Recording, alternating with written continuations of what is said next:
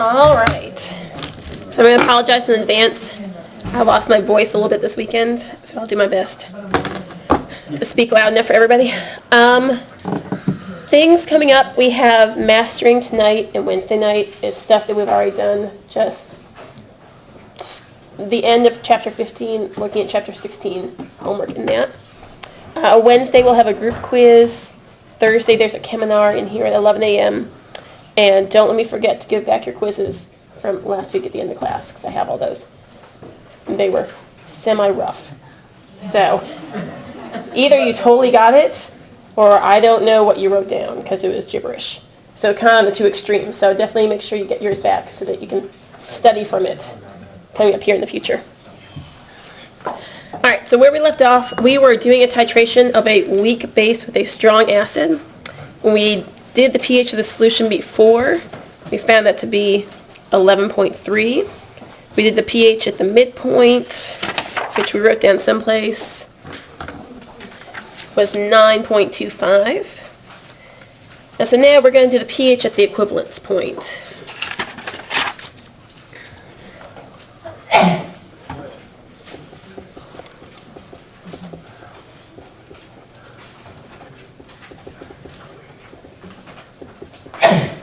Bless you.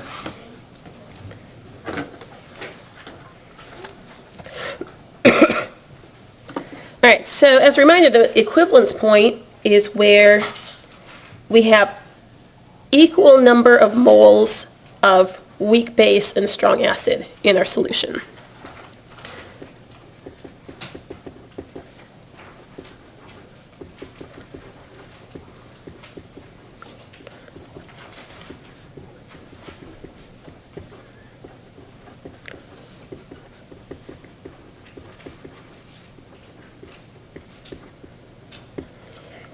All right, so that's the equivalence point, where moles of strong acid equal moles of weak base.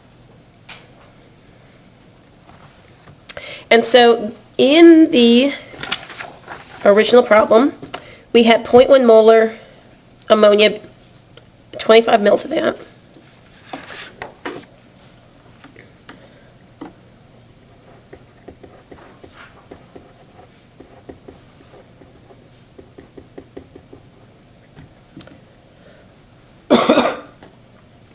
So how many moles, how would I figure out how many moles of NH3 that is, if I know the molarity in the milliliters? Right, okay.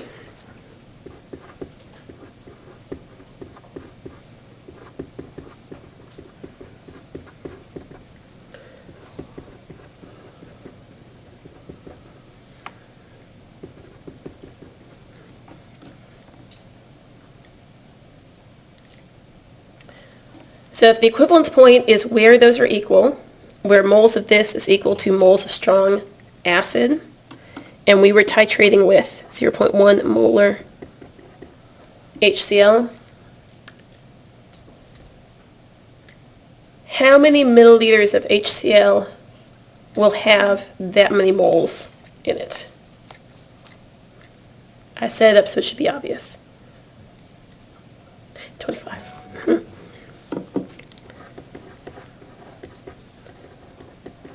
But we can do it this way, just so everybody sees.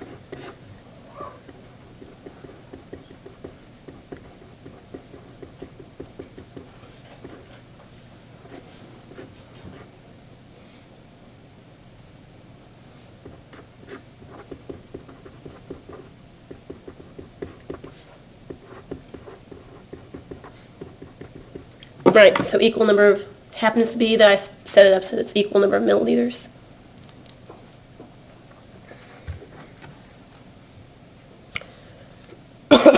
Alright, so now I want to figure out what the pH of this new solution would be when I've added 25 milliliters of this to 25 milliliters of that. So how do I go about figuring out the pH of a new solution? What's the first thing we always do? We need to write our balanced chemical equation, right? With an ice chart. Alright, so that's my weak base. What is being added to my weak base in this titration? HCl, but we're going to write it this way.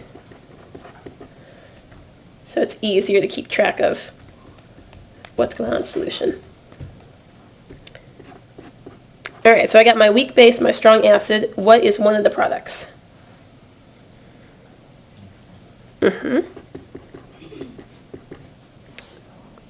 Yep. Okay.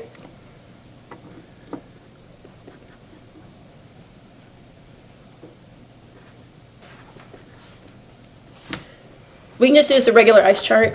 You can add the extra A in there if you want, but we're going to assume that they're both the same amounts initially. All right, so we just figured out that we had this many moles of NH3 initially, and we just calculated that we're at the equivalence point, so those moles have to be equal. All right, and we have none of that.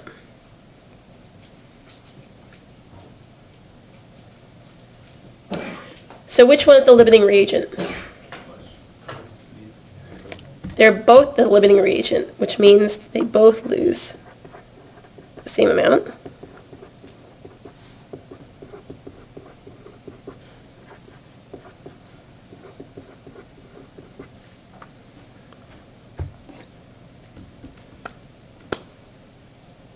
All right, this is moles.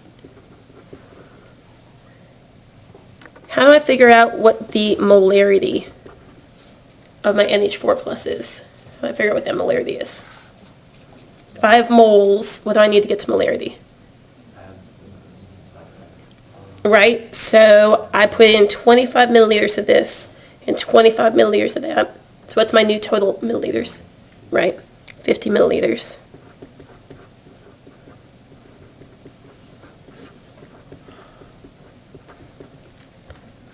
So that turns out to be what?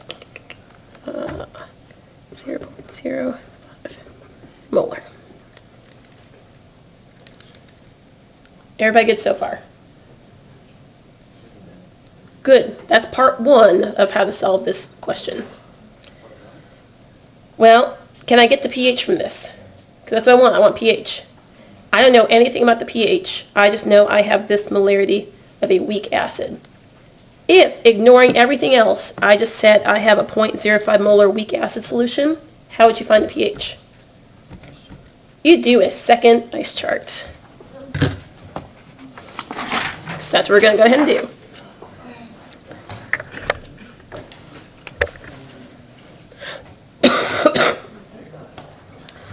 All right, so now, right, I have this in solution. What is the other thing it's reacting with? Water. Okay, so now I have my weak acid reacting with water. What is one of the products that will be made? Hopefully it's this conjugate base.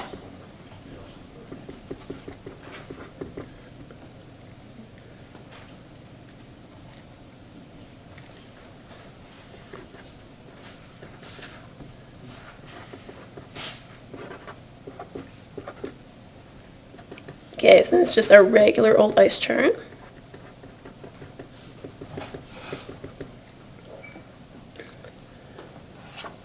What is an assumption I can make about these values of x's in this ice chart? Right, it's negligible because this is a weak acid. Do I set this up as a Ka equals or a Kb equals? How do you know it's a Ka? Right, we're starting with the weak acid, so Ka.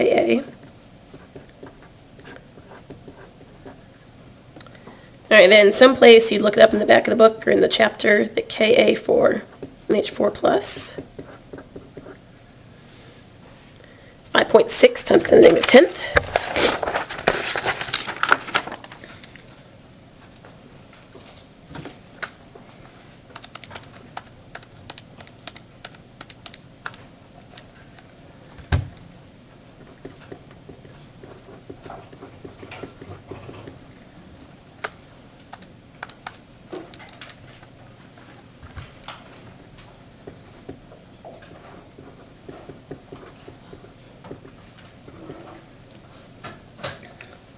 All right, so we get down to that.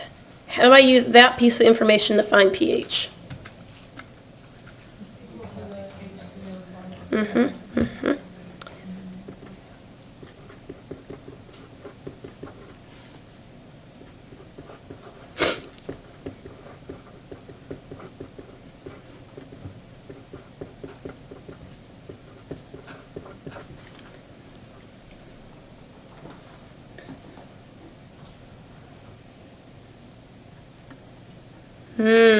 Good.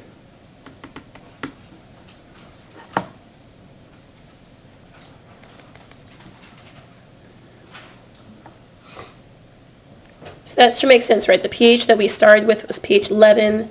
The pH at the midway point was 9-ish. So the pH at the equivalence point is 5-ish. So as we add more acid, the pH is decreasing until we finally get to the point where they're equal. If I added even more acid, I would pass the equivalence point and end up super acidic. Good. Let's do another whole problem. We got lots of time. Let's do this version.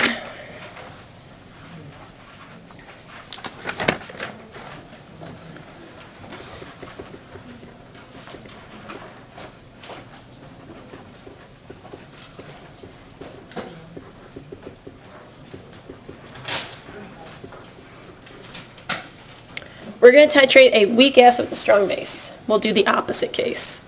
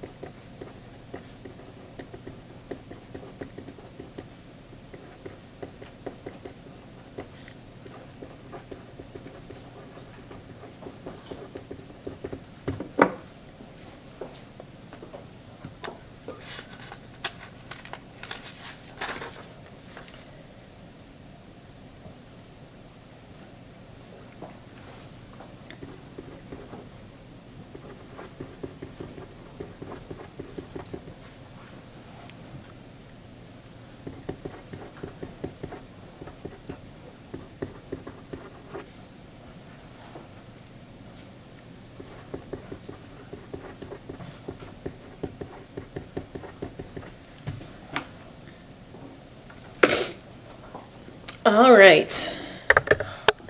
So we're going to titrate a 30 milliliter sample of 0.25 molar acetic acid with 0.1 molar sodium hydroxide. We're going to look for the same 3 points before the titration starts, midpoint, and the equivalence point. What trend do we expect to see going from here to here to here? pH increases or decreases? Increases, right? Because we're starting off with an acid and adding base to it. So should we, as a double check for your math, we should see that the pH should increase going from A to B to C. All right, so let's take a look at pH before the titration starts.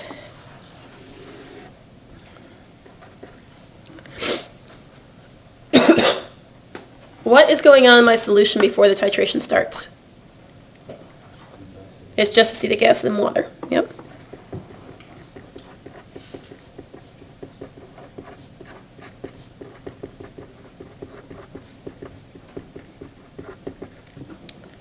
Okay, so I just have acetic acid and water. And if I want to find the pH, what do I need to do in order to find the pH?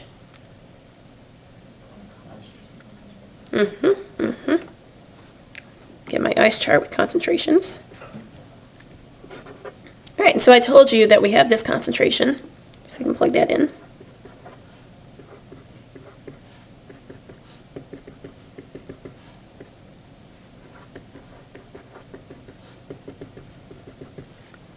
All right, is acetic acid a weak base, strong base, weak acid, strong acid? So what assumption can I make? Right, we can assume that X is small. So if it's a weak acid, do I set it up using a Ka or a Kb? Ka.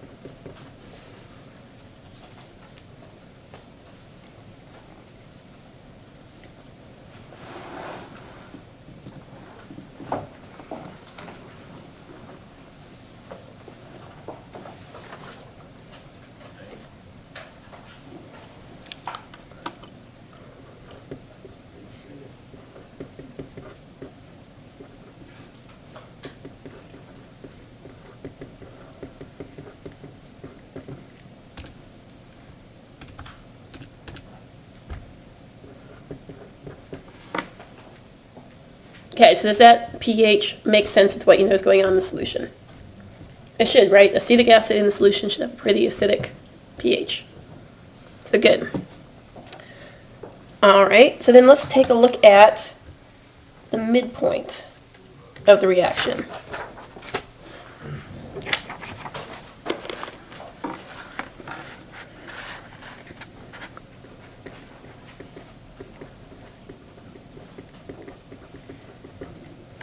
All right, so what's going on chemically at the midpoint of the reaction?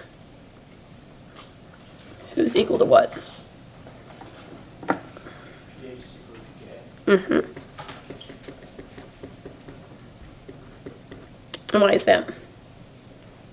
If you think of your Henderson-Hasselbalch equation, what has to be equal to each other for this to be true? Right.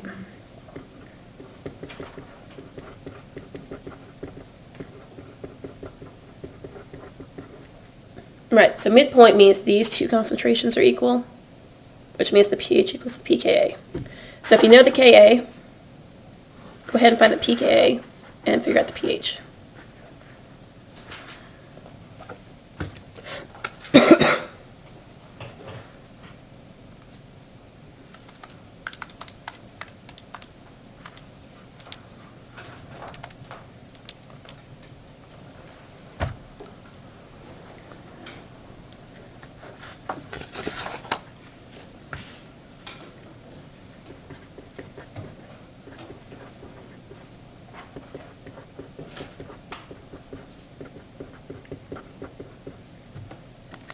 That pH seem reasonable now that we're halfway through the reaction, right? We're getting more basic. We start off at pH 2, now to pH 4. All right, so now we're ready to tackle the equivalence point.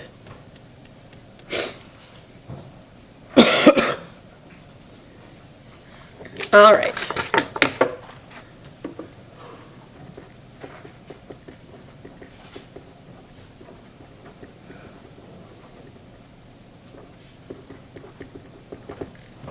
All right, so what two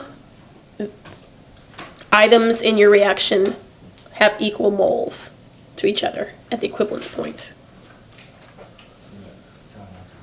The strong acid and the weak base, right? So the midpoint, it is the conjugates that are equal to each other.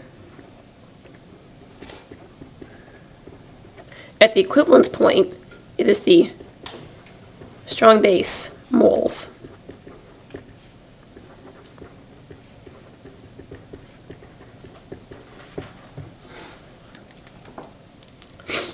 The first thing we have to do is figure out how many moles of weak acid do we have in our solution.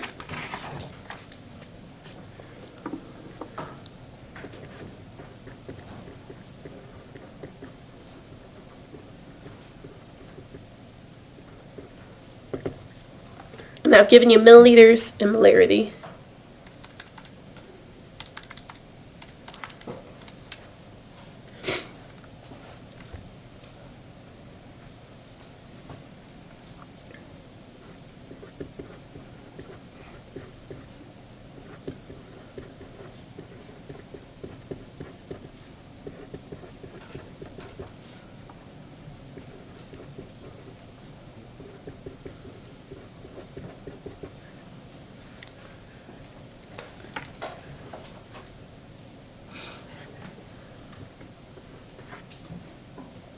All right, so then step 2 is going to be how many liters of strong base do you need to equal that many moles?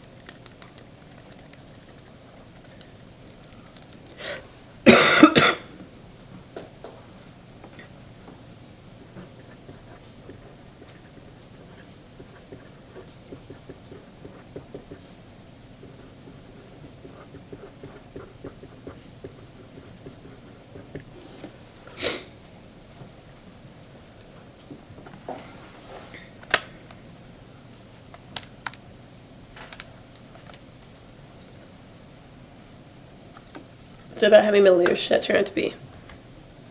About 75.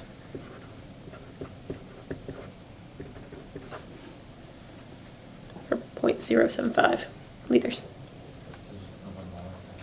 Yeah. Yep.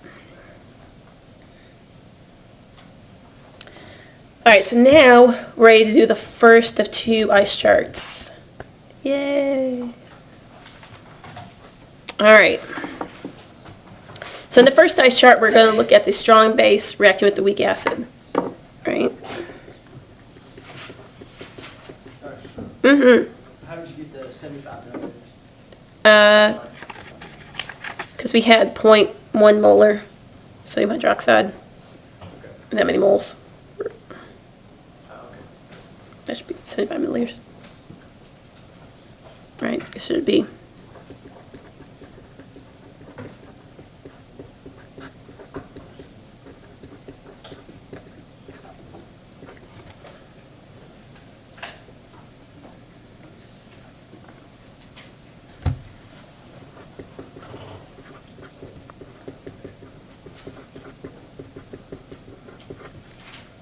Alright, so there is our balanced chemical equation, right? We're using our weak acid, our strong base, to make the conjugate base and some water.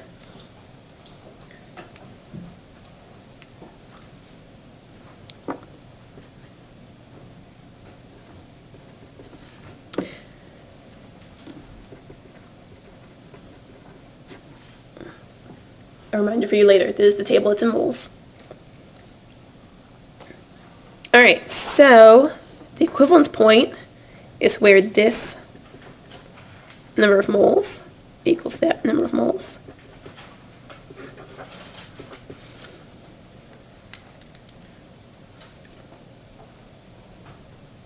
Again, which one's the limiting reagent?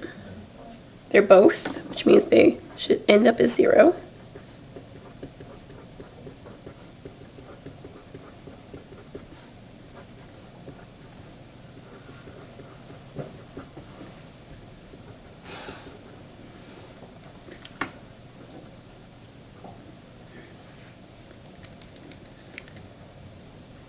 Alright, so then how do I take that number of moles and turn it into a molarity? Yep.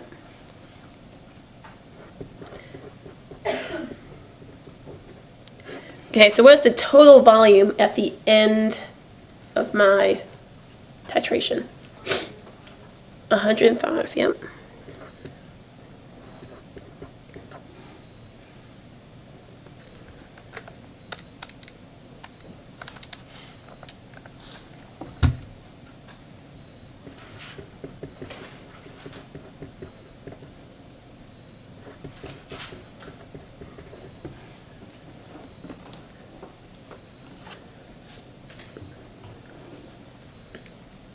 Alright, so now we're ready to go on to the second ice table to figure out pH.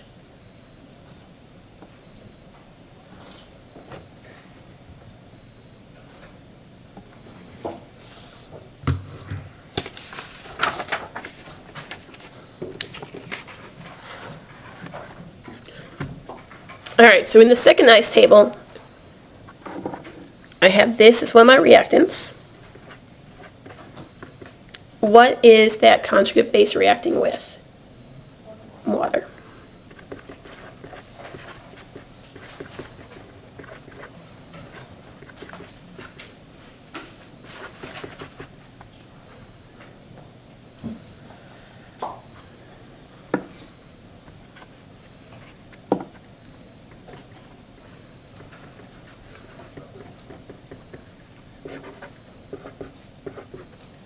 All right, there's a regular ice chart.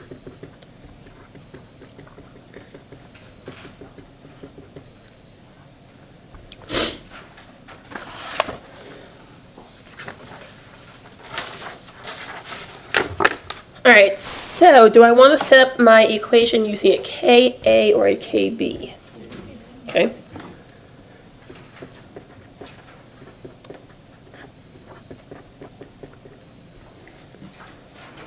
So let's see, we said Kb was 5.6 to the negative 10th.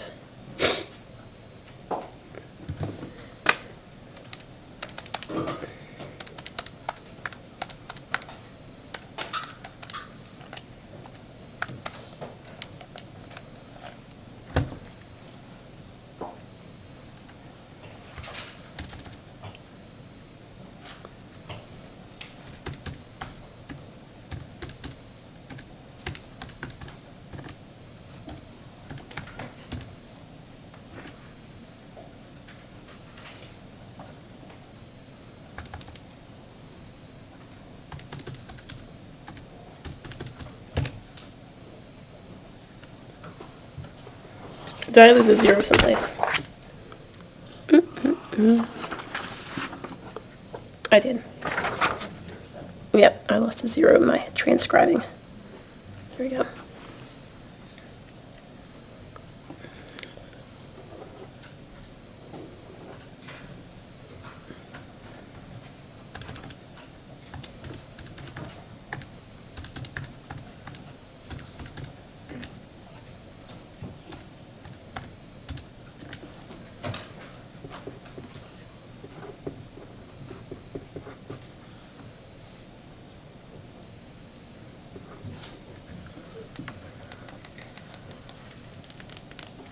All right, so how do I get to pH from this?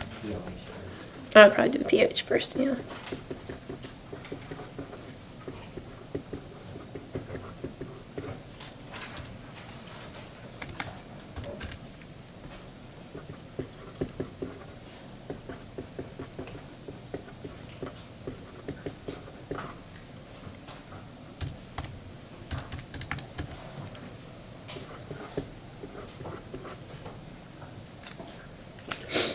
Does that pH make sense with what you know is happening in the reaction? Yep. It does, right? It's the most basic, because we've added the most amount of moles of base. So those are good practice problems just because they incorporate everything in terms of ice charts. Buffer ice charts, regular ice charts. Kind of good comprehensive practice problem. All right, how do you feel about that? Good? Warming up? Still coming back off of break? Fair enough. All right, in that case, we will take a break from doing some math and talk about pH indicators.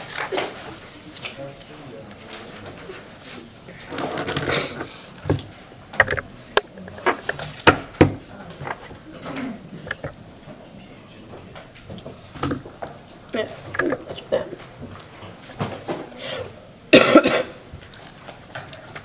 All right, so an indicator, right? Your phenolphthalein is your most famous example, right? It's the stuff that you put in your titration and it turns pink. That'd be a pH indicator. An indicator is actually a compound that is either a weak acid or a weak base. And an aqueous solution, that sentence doesn't make sense. That should be form. In aqueous solution, the conjugates are in equilibrium with each other.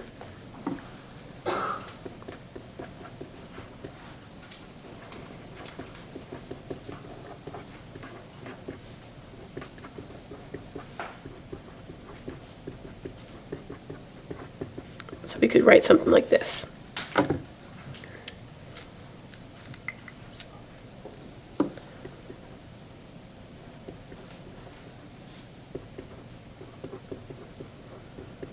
Something like that.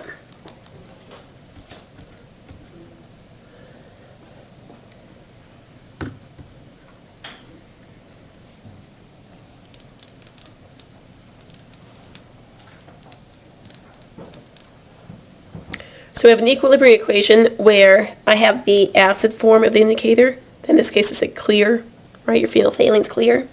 Until you get to the point that the conjugate base is in the majority, then the solution becomes colored, pink or green or purple, depending on which combination you choose.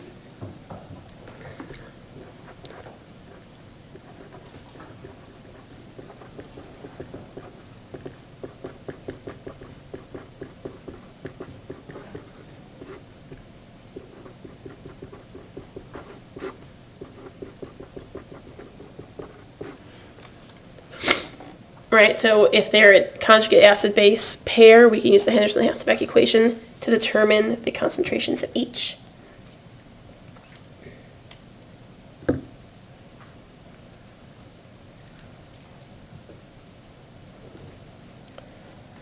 So if I'm at a point where these two concentrations are equal, right, my pH is equal to my pKa, if I want to get to a point where it's mostly in this base form of it, let me put in a few different steps.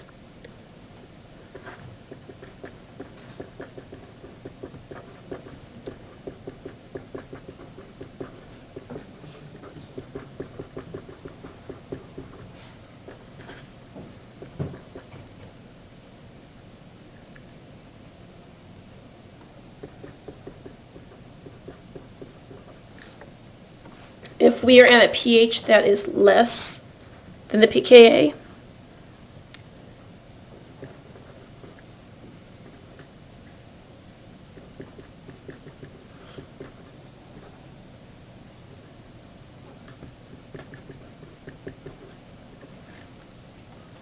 then we have a ratio where we have more of the acidic than we do of the basic. So what would you expect the color of that solution to be? Right, still clear? Yep.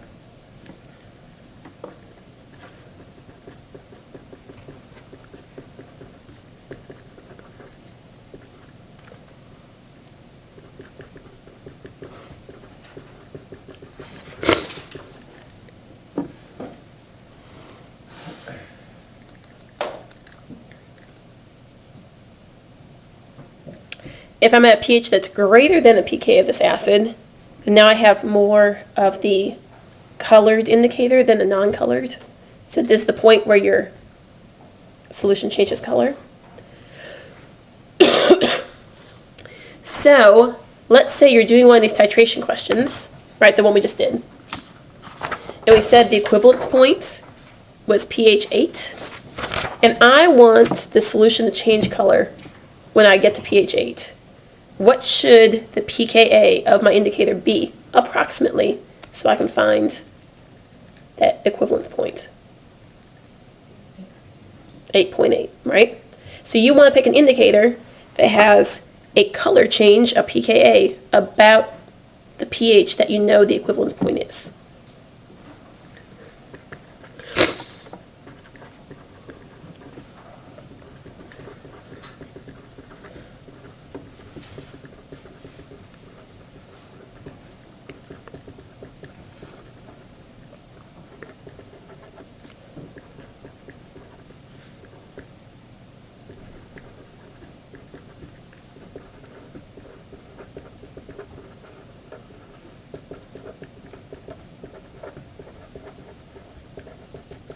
So there's going to be some questions on the mastering about doing a chart, like doing the ice chart, just like we did for the titrations, and then what would be the best indicator for that solution. So after solving it and finding the pH, you'll go back and you'll see what indicator choices they've given you, and you'll find one where the pKa is close to the pH that you expect the reaction to reach to the equivalent point. Would it be close to the midpoint then? Rather than the equivalence point? Is the midpoint is pH is equal to pKa? But that's not where the reaction's over. When you're doing titration, the titration's over when these moles of acid equal moles of strong acid equal moles of weak base, and vice versa.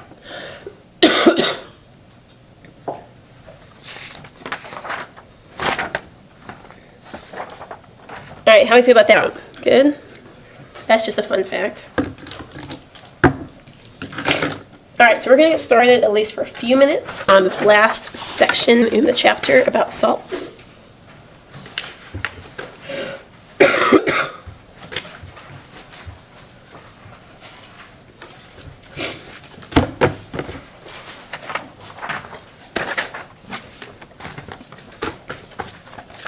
All right, precipitation reactions are reactions in which one of the products is a water-soluble compound.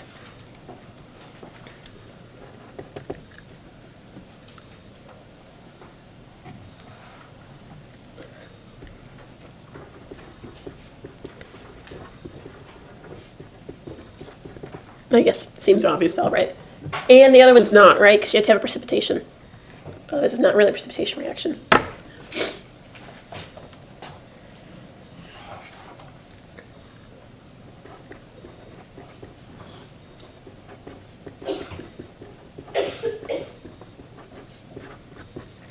right, so let's say I have silver chloride, which is soluble, and sodium hydroxide, which is soluble. What would be one of the predicted products? Okay, NaCl. And then what's left?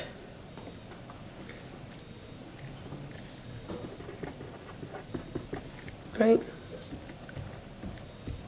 You did these last semester in the double displacement reactions. Right, they just switch partners. All right, this one's our solid, and this one's our aqueous.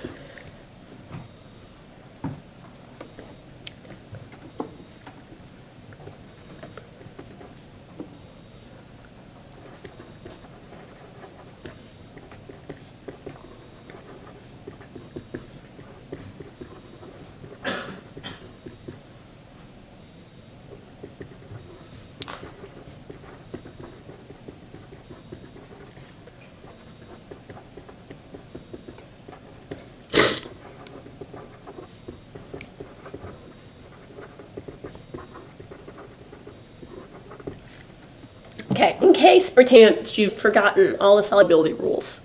Table 4.1 has all of the, which of the following salts will be soluble in water and not soluble, general guideline rules.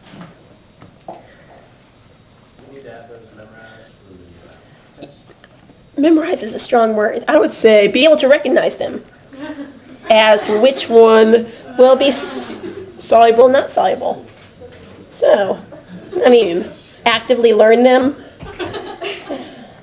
So you have them at the tip of your fingers.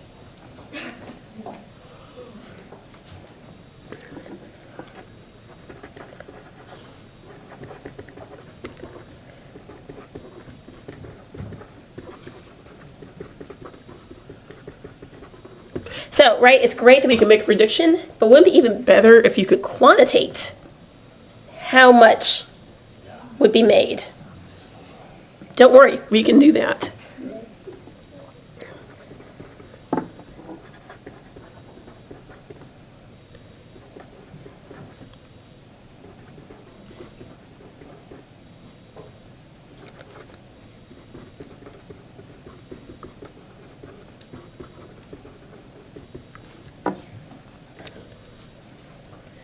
So it's good enough to make a prediction, but now we're going to be able to predict and quantify how much precipitate will be formed, and under what circumstances you can make more or less precipitate form. So I'll do this one last definition, and then we'll stop for today. Look at this, it's another equilibrium constant. Yay! Right, because we had Ka, Kb, Kw, regular K, little k's, which are rates, not to be confused with equilibriums. Now we have big K, Sp, which is solubility. I don't know why there's a P in there, because there's no P in solubility. Maybe a solubility product. This is solubility products. Sp. So, for example, right, this KSP reflects the solubility of a compound, and it's called the solubility product constant, which is a good name for it.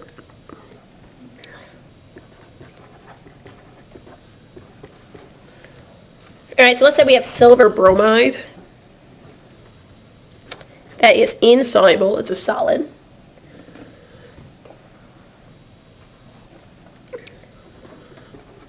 but a little bit of it will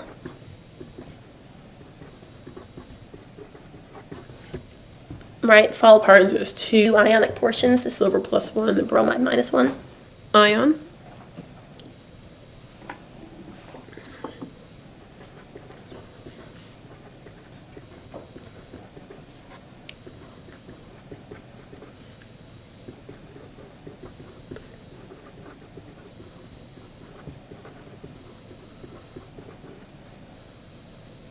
So when you get to the point when as much silver bromide is going to dissolve,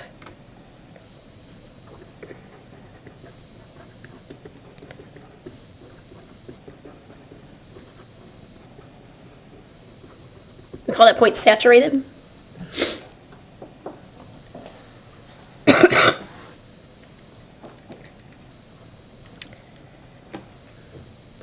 And so it's actually an equilibrium point. It's as much solid as will make these two ions, right? And then we're to the point where we're just going back and forth between the solid and the ions. We're not making any more ions. We're not losing any more solid. We're at a point of saturation.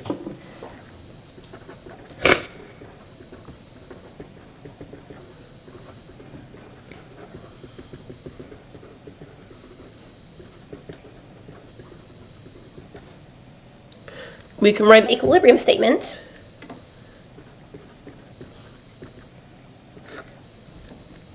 Right, so anytime we write a big K, it's products over reactants, right? So what are my two products?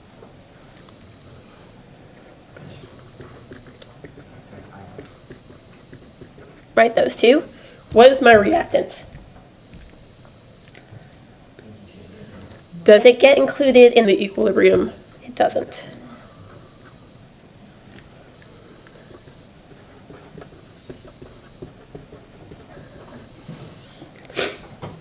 So I've now written an equilibrium statement that talks about how much silver bromide in this case will dissolve in terms of concentrations of just the products.